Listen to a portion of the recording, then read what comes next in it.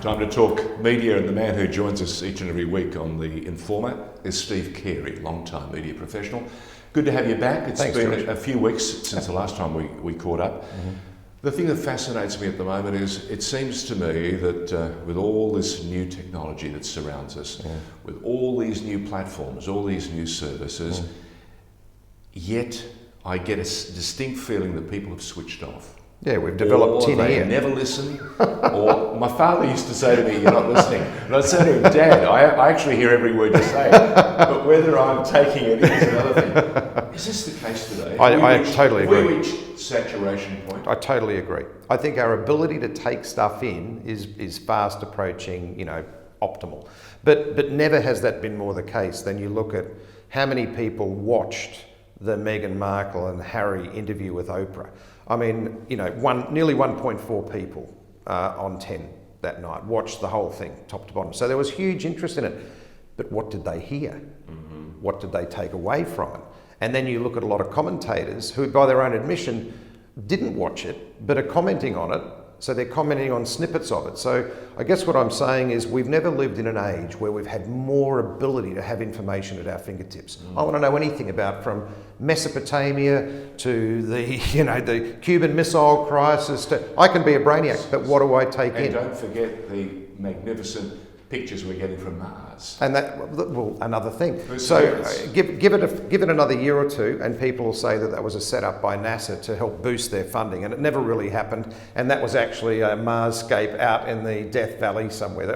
You can bet your bottom dollar the conspiracy theorists will have their day. But just to finish off on it, yes, we've got all this information, but depending on what side of the fence you sit on, you either listen and agree or you switch off. And the trouble is there are a huge amount of people that have already made their decision just on, do I like Harry and Meghan, and do I like Oprah, or do I love the Queen, do I like the monarchy, are they credible? They've made their decision. Doesn't matter what they say, they've made their decision. So we have lost the ability, not just to listen in my view, but we've lost the ability to discern what is fact from fiction, and we taint it and paint it, and the echo chamber, particularly of social media, amplifies that view. So if you want to go down that rabbit hole of, I believe Meghan, she's a good, decent person, I'll go down that rabbit hole, and nothing you can say can convince me otherwise. If I'm a monarch and I believe that she's a lying, so-and-so, the Piers Morgan. The Piers Morgan who fell on his sword view, I'll go down that rabbit hole. And there's nothing worse these days, there's no ability. If we sat here and didn't have a really strong view, George, if we just sat in the fence and said, I really don't want to say anything, I haven't got... No ratings, no interest. Remember what Graham Kennedy used to tell us? Well, you'd know black very well. Or white, just don't be beige. And Piers Morgan can never be accused of being beige. But what does it tell you about punditry? 40 years ago, I didn't know what it meant. I do now. You've got experts upon experts upon experts. And that's the problem. What do they know? No, this is the problem, and this is what inflames me sometimes. When we started out, and certainly when I started out, the journalist was there to do one simple thing: present the facts. Report on what and let the facts lie. So for good or bad, we were told you had to get both sides of the story. Correct. And you had to prosecute both sides of the story, but you also had to give both people or who you talk to, the ability and the opportunity to present their facts, and then let you decide where that lay. 100%. And what is also telling is those years ago, the reporter had a chance to report the story that day, and the Sunday show, or the show at the end of the week, would surmise and give you the full tally, or how the story broke and how it impacted the various. Look, you've still got that, George. Well, yes, you do. You've got that on various things. As much of the news today is the stuff that's happening right now. Of course, we can't tell you any more because we'll know more tomorrow. But there are still programs that dissect things 3 or 4 days later. But what has happened is. Yep. A lot of those shows, not all of them, but a lot of them have become very partisan. Why? Because you're either, I've said this before, you're either far right or you're far left, and sometimes those who are in the middle get either hounded down or don't have a voice. Sometimes you've got to be so extreme to cut through that when you do cut through, it's nonsensical. Or I suppose you have the other problem too, where it's the SBS, for example. We did a documentary series a few years ago on a part of the world that, I discovered for the very first time, and yet there was this huge disclaimer before each and every episode, so we wouldn't offend people. And I'm thinking, we didn't make the series to offend people. We made the series to open people's eyes up and to say to them, if you wanted to know where Armenia was, this is where it is, and this is what it's about. I just thought to myself, when you go down that pathway, you actually take away from your charter, which is to educate, to open people's eyes, and to put a lens on the marketplace that allows people to view the world in a very different but way.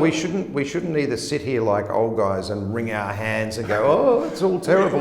What we should do is advocate in a meaningful sense for people to take the opportunity.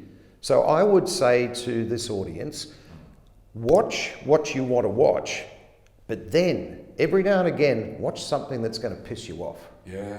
Because if you watch something that is counter to what you would normally see or view, it challenges you, and it might just give you the opportunity to go, okay, I get where that person's coming from. I still agree with my view, but at least I'm better able to prosecute in my mind what they're trying to say. And a classic case of that is Piers Morgan. Isn't it interesting we're talking about Piers Morgan, who's not really a TV personality, not on TV here, but quit after having an absolute vitriolic go at Meghan Markle. She lodged a complaint. There were 41,000 at last tally viewer complaints. Now, he was given an opportunity, so I hear today, to make an apology, but it would have been a fake apology. He wouldn't agree with it. He didn't. Now, some would say that it's easy for Piers to do that because he has a parachute. He's wealthy, he's got other opportunities. But give the guy credit. He spoke what he thought was right. He's left that job, whether that's of his own making or theirs, it doesn't matter. But there are a few people then who can stand up and say, you know what, I've eaten humble pie, I've come back, I was wrong, blah, blah, blah, but I don't really believe it. So, from that sort of viewpoint, we look at the Christian Porter case, which again has inflamed public opinion. Can we actually view it any longer? Because I think it's now so toxic. It's either you either see it through one lens or the other. There is no middle ground. Or am I? There are so many layers to that story, and there are so many injustices perpetrated on a whole variety of areas with that. Legally, emotionally, socially. I don't know. And that's the thing. And we will never know. And we'll never know. But what I'm saying is those sort of stories take on a life of their own because you are either part of the camp that says it happened or part of the camp that didn't. You blame the media. I heard a lot this week that it's the media's fault. Well, hang on. From what I've seen, the media are actually reporting on what is being said by both sides of Parliament. They're reporting on what's being said by friends of the deceased. They're reporting on things that are being said from the police. The media's role in that, I don't think, was to inflame it. The media are reporting on something as they have of enormous public interest. And that's where the media's job is. But the media's job is becoming harder. And what I'd say to wrap up with it is don't become tone deaf. Try to engage and maintain a level of interest that leaves you informed. When you were a young member of the media, and now let's fast forward, when you became a news director and you were running 7 in Melbourne, you ran an enormously tight ship. What was the advice you had for your young journos who were coming in?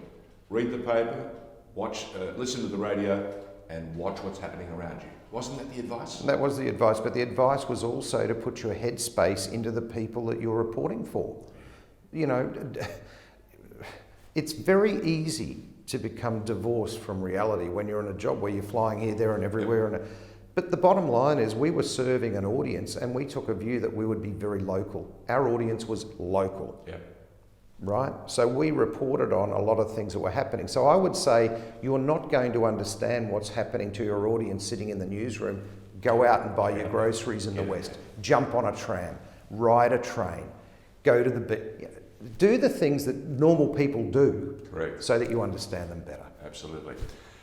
Steve Carey, taking us on a journey and asking only one thing of us. Let's keep our minds open and think critically about what's happening around us. Steve Carey, thank you for joining us. You're welcome.